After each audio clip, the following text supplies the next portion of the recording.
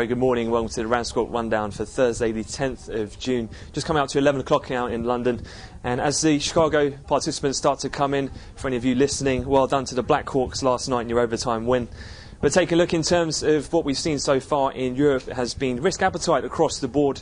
Seems to have been very much the catalyst was peripheral state auctions, which have boosted risk appetite across the board, fueled the move higher in stock futures as well as the euro and pushed bunds lower. First of all was a new 3-year benchmark bond out of the Spanish Treasury that had a very strong bid to cover, and that was closely followed by strong cover ratios in both a 3 and 12-month T-bill sale out of the Italian Treasury. Those peripheral spreads, especially that of Spain and Italy against German bunds on a 10-year bond yield basis, have come in considerably by more than 10 basis points. So that risk appetite from those decent cover ratios and those auctions really fueling some of the risk appetite this morning. Euro dollar itself is up over 100 pips already this morning ahead of the North American Open.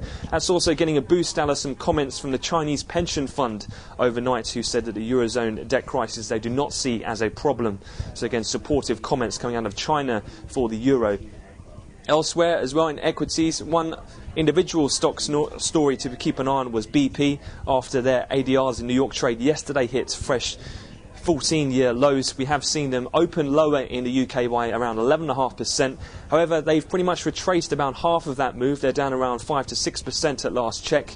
There has been some very sketchy rumours doing the rounds this morning, potentially that Warren Buffett could be interested in looking at BP. And also a note out of Standard Chartered this morning, which said that China's PetroChina could well be a decent potential bidder for BP given their closely linked assets. Elsewhere as well, Deutsche Bank got hit in early trade. However, they have bounced back. That was on the reports out of the German Handelsblatt that their US arm could well need potentially a lot of capital going forward.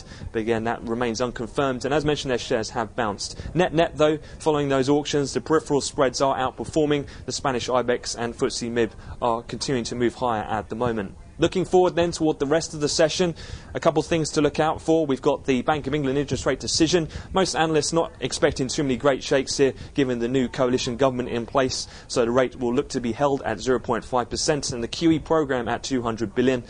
Whereas the ECB should be a bit more interesting. The rate itself shouldn't be an issue. It should be kept at 1%. However, we'll be looking out for the Trichet press conference afterwards, where he's expected to be slightly more dovish given some of the Eurozone events that have unfolded since the last meeting.